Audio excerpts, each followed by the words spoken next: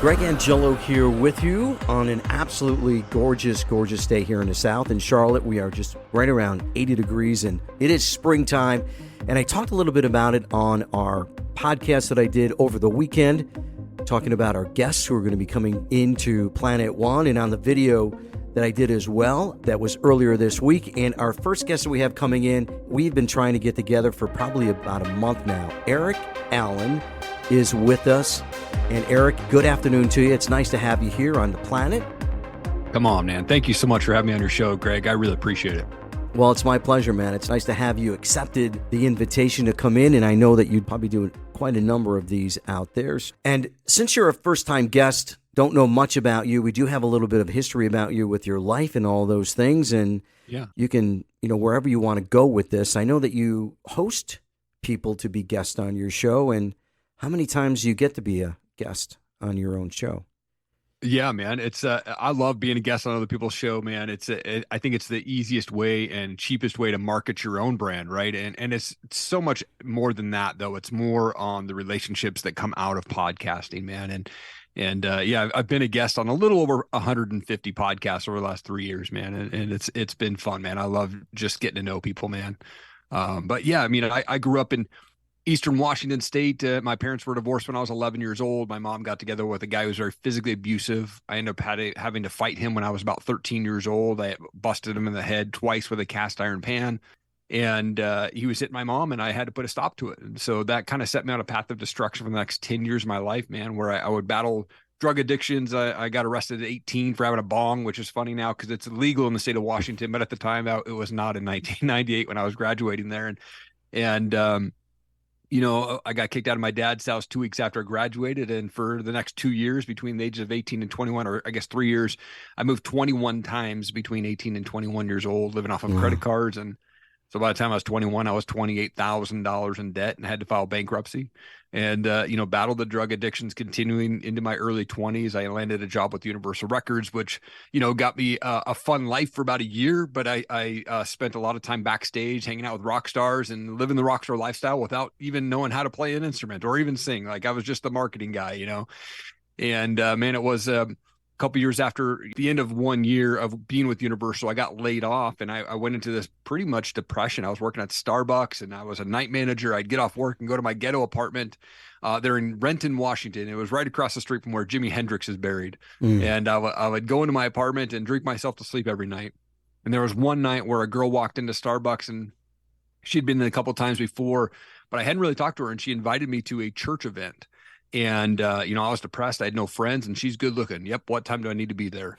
And so I went to this thing, and I really felt like God was planting a seed in me in that moment. It was about a month later. It was Easter 2004. I woke up after a night of partying and felt God go, man, you're going down this path that's going to end your life real quick if you don't start making some changes. And I decided in that moment, I gave my life to Christ right there in my buddy's basement, called that girl up, got her voicemail and said, hey, thanks for inviting me to that church event. Maybe I'll see you at the store sometime.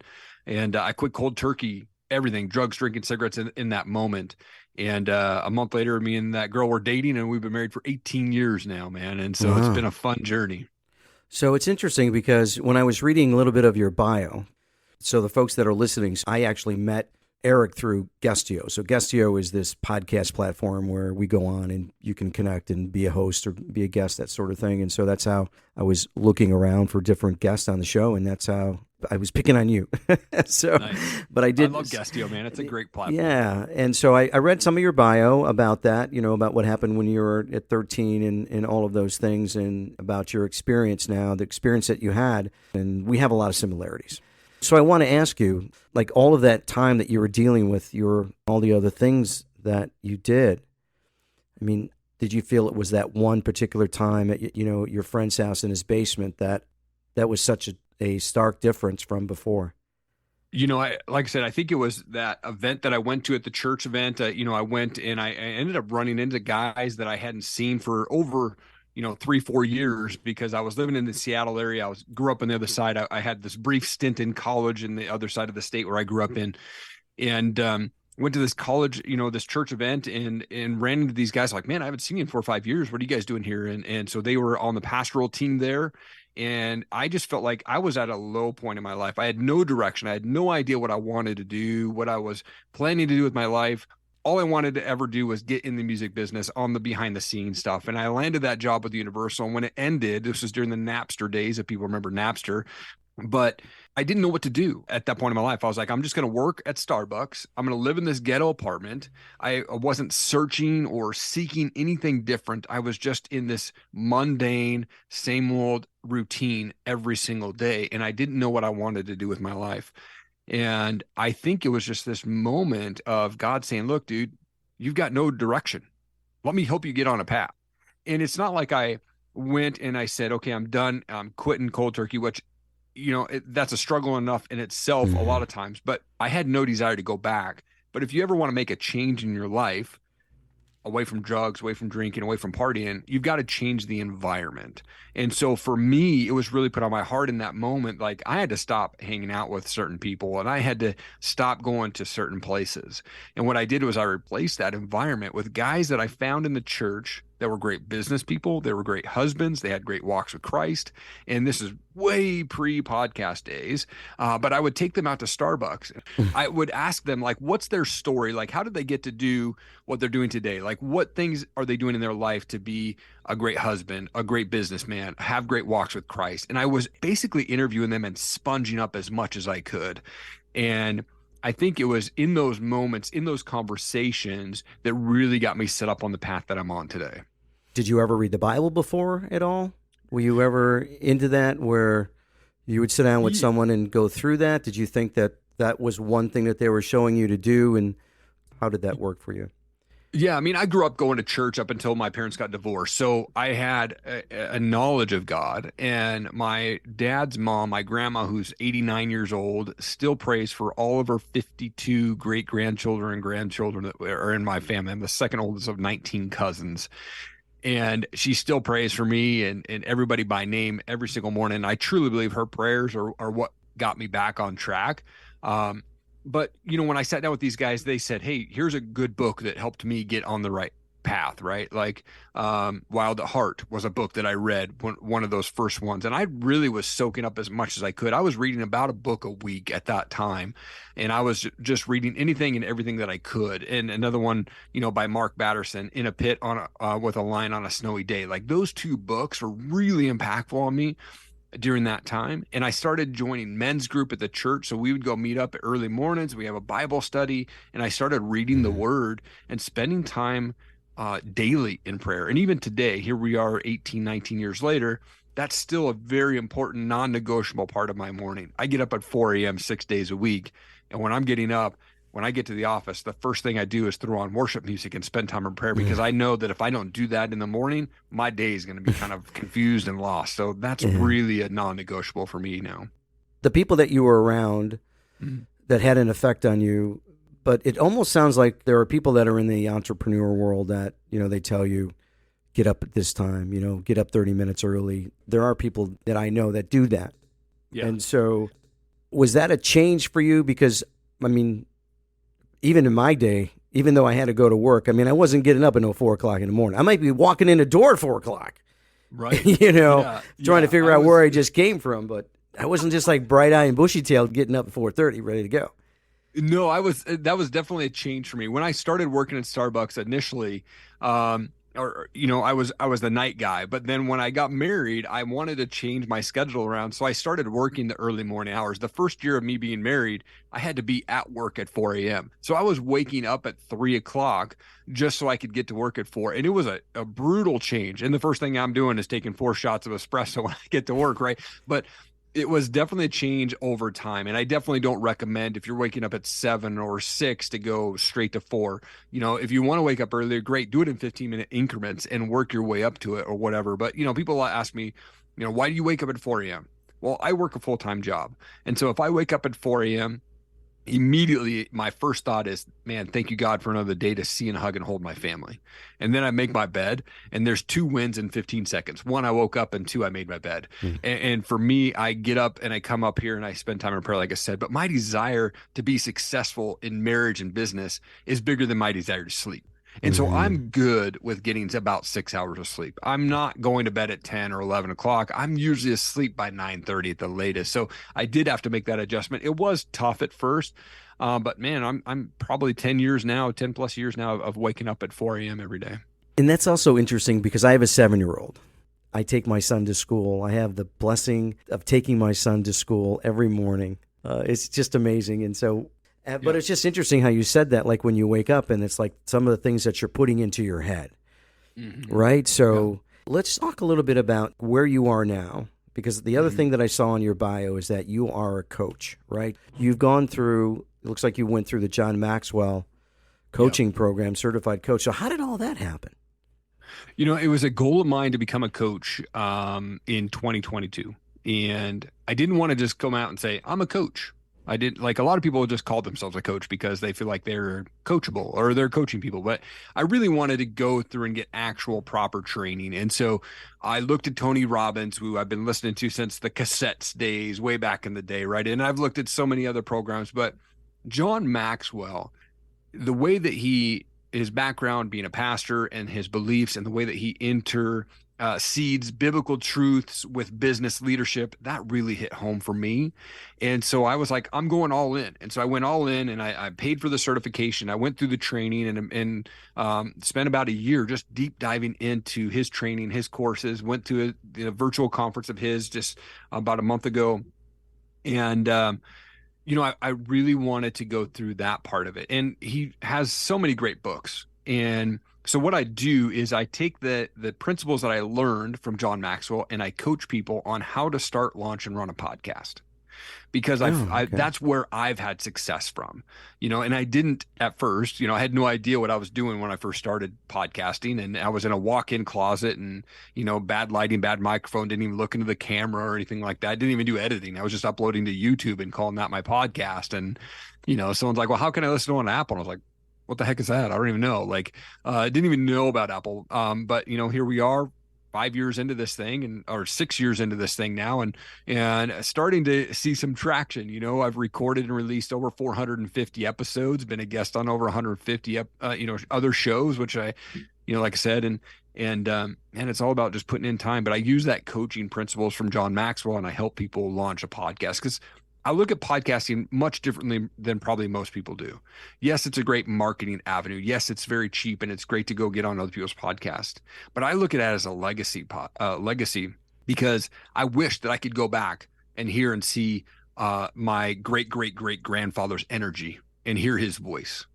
But now what I'm doing by putting out shows is 4, 3, 5, 6 generations deep. They can go back and look, man, great grandpa Erik, he was awesome. He's got energy. He's talking with people. He's sharing his story. He's able to talk with awesome people. So for me, it's a legacy thing. I want to leave a legacy for future generations of the Allen tribe so they can come back and see and hear my voice and feel my energy. What was it, though, that drew you to podcasting? Because you said you work for Universal Studios, right? I mean, I don't know what capacity that you were doing that or what got you into that. I worked for Universal Music Group. And, the reason the podcast came around is I had this company called Top Rated MMA. It was a mixed martial arts apparel company. Back in 2012, I launched that. And in 2017, I really got bored with the apparel side of stuff, but I wanted to stay involved in the MMA side of things. And so I said, well, maybe I can just ask fighters why they want to get in a cage and get punched in the face. That was my whole idea around a podcast. And so that's what I did. I started asking MMA fighters if they could come on a show and I could record them just having questions, asking about their upcoming fights and how they got into fighting and things like that. And it quickly took off. Like I said, I didn't know what I was doing. I was recording via Skype and FaceTime and Ecamm and didn't even know about Apple Podcasts, but I was literally just asking fighters, those questions.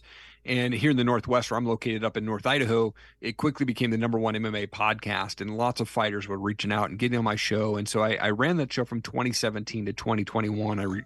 I recorded 256 episodes of that. But in 2018, while I was searching on YouTube for motivational speakers, I came across a guy named Ed Milet. And I was like, man, this guy, his beliefs, his vision, the way that he's talking, that's what's firing me up. I want to start talking with entrepreneurs. And so that's what started this show that I have today is the Erik Allen Show, all because of me finding Ed online.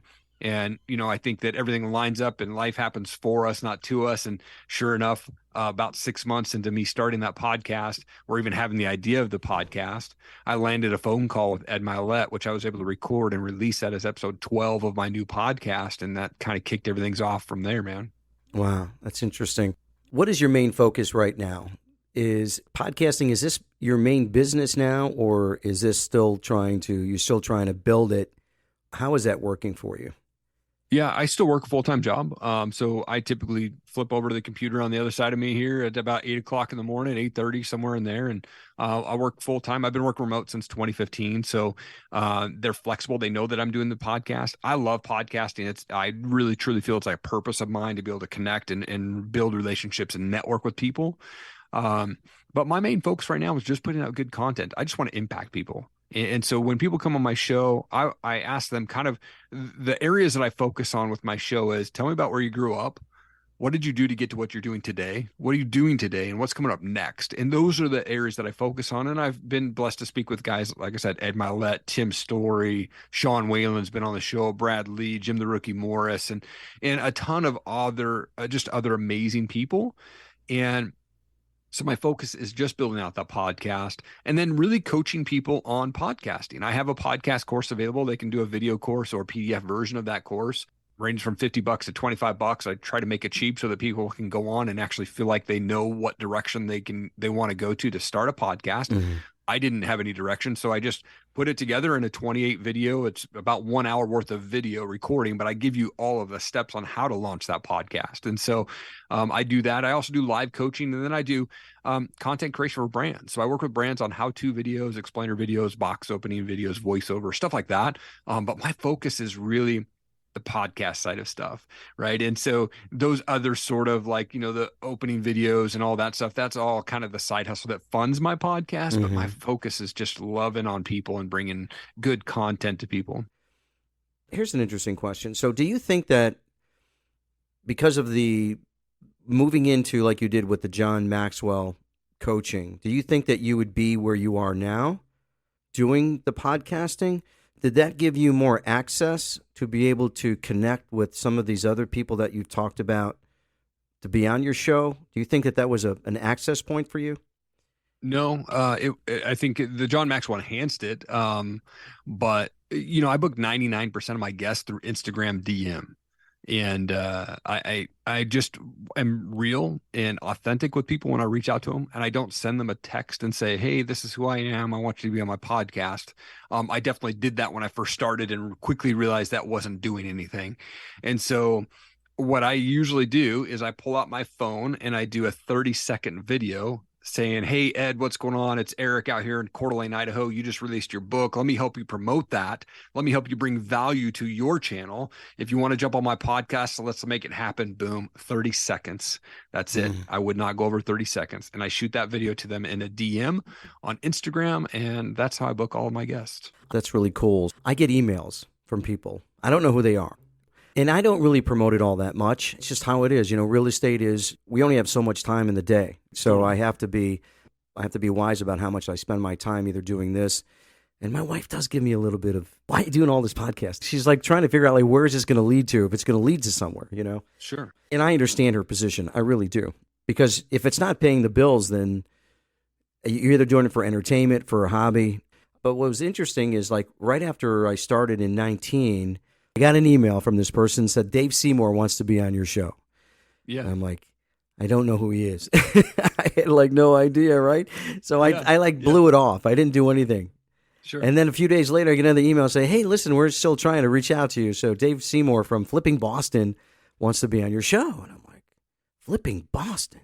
So then I did a little bit of research and, okay, yeah, I think this might be a good opportunity. This might be something. Yeah. So what are you doing now? Is it fair to say that everything that's going in your life is like perfect and you don't have any pitfalls, you don't have any problems, everything is just rosy, right? I wish I could say that, man. It's we're busy. My son's almost 10. He's in baseball, started 2 weeks ago, and out here in Idaho we play ice cold baseball. So it's been 41 degrees at the first 4 games of the season. That's 2 nights a week for the next 8 weeks on top of the full-time job and doing podcasting and stuff like that. But, being married for 18 years, not every year is going to be rainbows and sunshine, man. So sometimes you go through years where it's like, crap, this is my roommate, right? Like you're trying to connect and get on the same page. And most years are good, but then of course you're going to have those years or moments where it's just not. And so I think everything in life is going really good right now just because I'm busy and my wife and I are on the same page and we enjoy our life and my kids who are 13 and almost 10, like they see us argue, they see us make up, they see us dancing in the kitchen, they see us hugging and kissing and we're very family oriented. My wife and I both come from crazy broken homes. And so we said we're going to break the chains of addiction, abuse, rejection, and divorce. And that's never going to come up in our family. And here we are, my kids, they know for a fact that we just don't allow that into our house. And so anything that we do it as a family. We're very much together. All four of us, we go on a trip to the lake or we go on a camping trip or we do this or that. Like everything that we do it as a family because we want that experience. We want to break those chains, like I said, and future generations of our tribe, we want them to know that great grandpa and grandma, like they broke those chains and now everything is different. And so, man, we're just busy, man. And it's good though. I think busyness is good if you're doing the right busyness. And so, for me, like I said, that's why I wake up early and I work on the podcast and client work. And then I go do a full-time job, but it's a good full-time job. I get to make kind of my own schedule. And so Fridays, I usually am off by 3:30 or 4 at the latest. And then we go have an awesome weekend, man. And so when you do have issues that you're running into, you don't want bad things to come in. So you do whatever you can to try to prevent things. It could be the way that you think, right? Negative thinking. But sometimes things will come up. Like say something happens to you unexpected. Yeah. Obviously you're not planning for. I mean, it could be anything. What's the first thing that you do when you have a problem that you're facing and you're like, so what's your first go-to? It used to be kind of anger and frustration and man, I don't want to deal with this. And now I think of, when anything happens, I'm like, okay, what can I learn through this? Like why? I don't want to spend too much time understanding why this is happening to me, but what can I learn from this? What can I do next time that this doesn't happen? Or maybe it was even out of my control, and I just have to sit back and go, okay, what is this moment teaching me? And so that I can maybe prevent that or down the road or have that right mindset. I probably 10, 15 years ago decided that I wasn't going to allow negativity into my life. So when things happen, it's because it was either to teach me a lesson or I did something stupid and that happened. Right. And so I just don't look at life like, oh man, like why I'm such a bummer. And that victim mentality gets stuck on people for so long. And I had that for the longest time. I'm 43. I didn't share my story till I was 39 years old. And I held that story of like, oh, I'm just this kid from the abuse family and nothing's happening. Like, no, you can change if you want to. And people can change the environment. They can change relationships. If they're in an abusive relationship, get out. Like if you don't like the environment or the state or the city or the job that you like, get out. And if you put your trust in God and say, all right, I feel like I'm in an environment that's not healthy for me or safe for me, I'm stepping out in faith in that God's going to take care of me, and he will if you take that step. And so, man, I don't allow things to bother me anymore. I don't allow negativity into my life. People that are negative, I don't allow into my circle. My job is to love people where they're at, but I also have a tight knit circle, right? Like I know who's in my tribe. And if there's people that are always constantly full of drama and trauma and all this stuff, I can pray for them. But I know that if I hang around them too much, they're going to start to infect my mindset. And I have to step back and go, nope, okay. And the majority of people like that are my own family members. So I have to step away and just pray for them, man. So the people that you talk to now, the people that, because you're in the coaching process, and I don't know how much maybe you want to talk a little bit about, is the coaching and the podcasting kind of combined, or are those two separate elements? Yeah, so I do both. The podcasting is more just a purpose and my passion project. Like I love being able to talk and network with people. Like I said, it's that legacy building, but it's also relationship building. Some of my closest friends are people that have been on my podcast or I've been on their podcast, and it's allowed us to build continued relationships. The coaching side of it is very much on the podcasting side. I don't do a leadership coaching perspective. I look at it as, hey, if you want to start a podcast, or if you're thinking about, doing something with your business, I think everybody should have a podcast. One, it's for legacy, but two, it's for marketing and the relationship. So I focus my coaching really around that podcasting side of stuff. And like I said, I've got the course, the video course, the PDF course. So I do live coaching as well.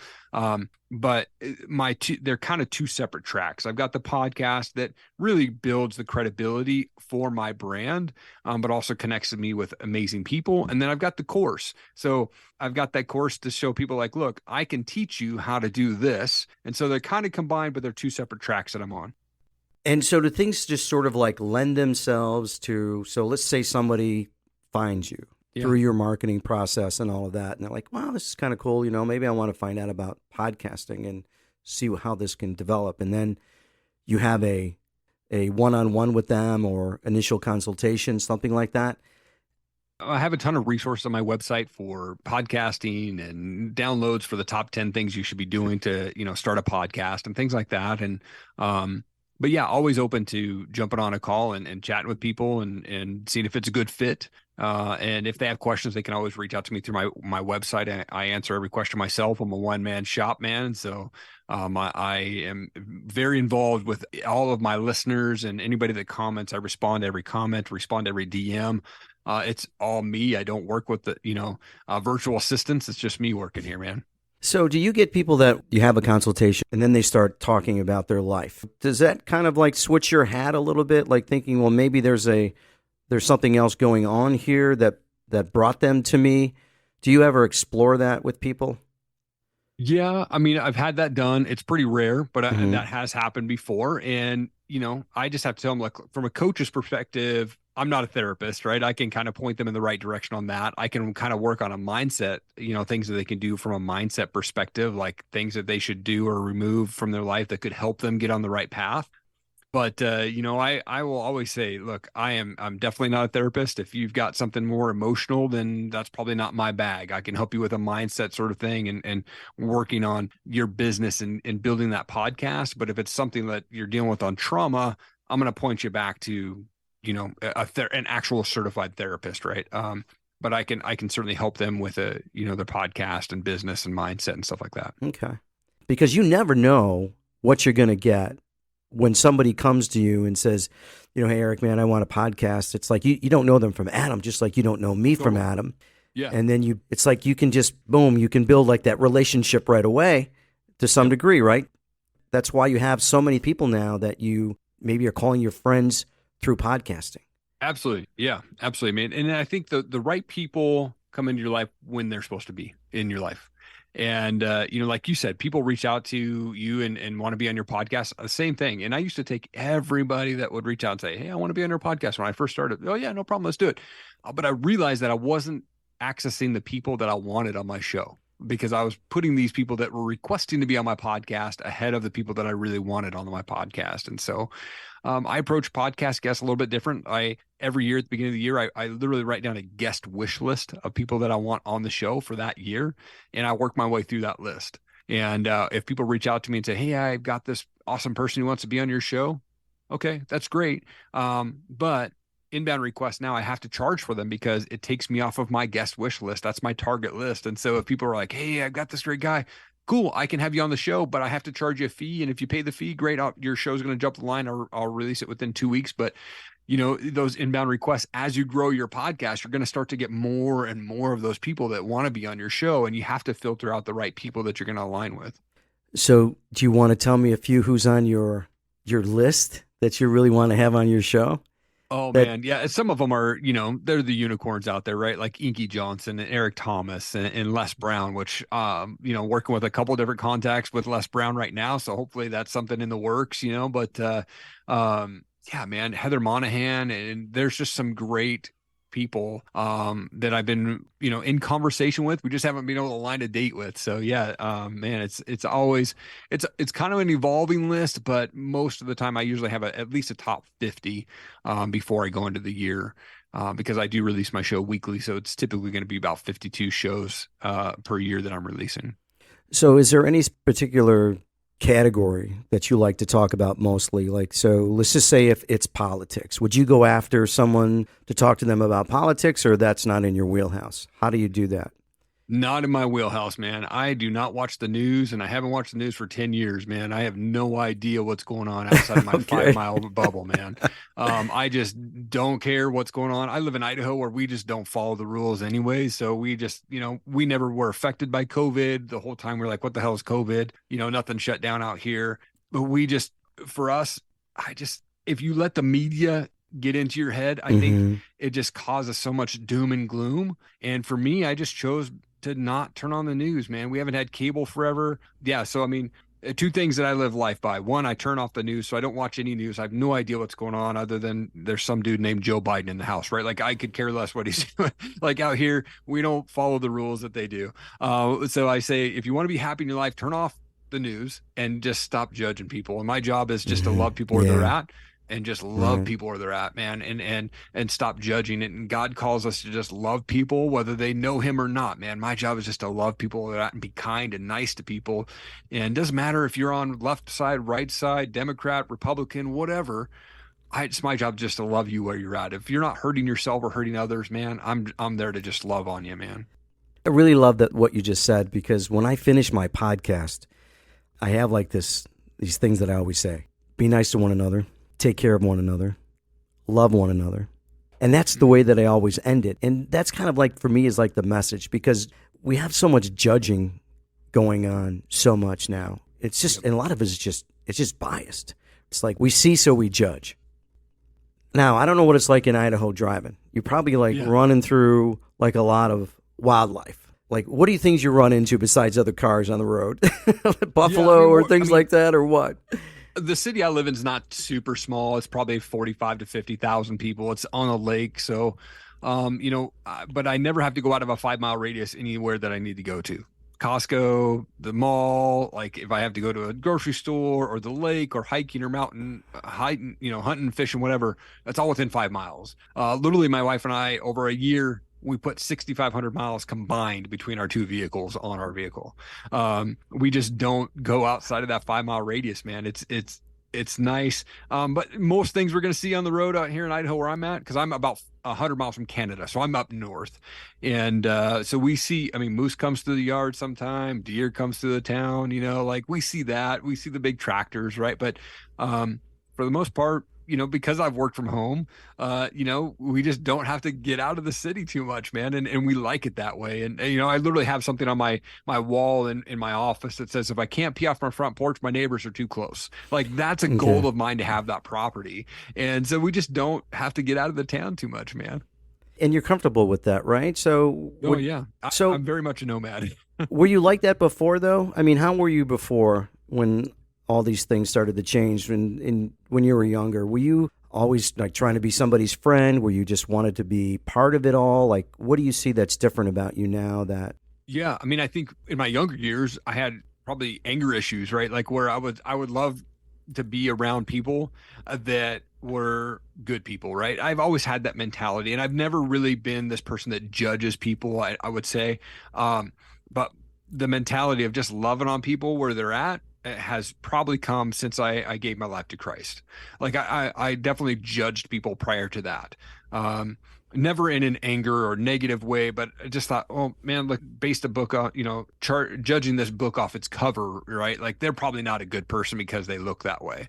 But if I looked in the mirror back then, I was that kid who had punk rock, heavy metal, like all that crazy stuff. And people probably looked at me going, man, that guy's not a good dude. Right. So now I look at it and go, man, it's just not my job to judge people. My job is just to love people where they're at. And, Mhm. I think I wouldn't be that way if I didn't have the Lord and my wife to really guide me.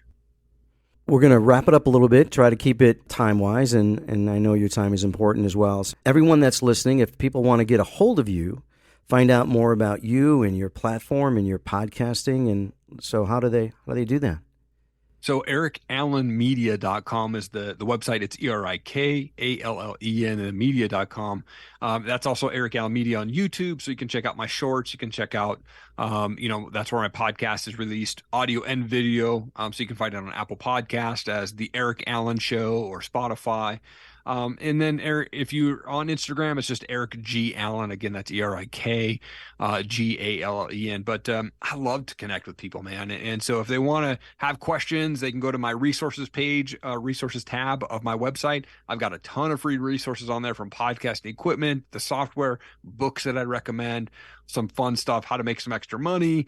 Like, I put everything out there as much as I can, and I try to put out as much free content in it as I can. Obviously there's some paid stuff, but I put out as much free content as I can to just help people, man. Buzzsprout is the host company that I use. Plus, we'll have this on YouTube. Cool. We'll have those links for you, and everyone can go there and check it out, because I'm all about that too. I don't have a problem promoting anyone else, right? To me, it's like, if someone is going to learn something and know something from someone else that's been on the show, I mean, to me, it's more the better. Is there anything that you go on a lot of podcasts? You've been over on like 150 or so plus, right?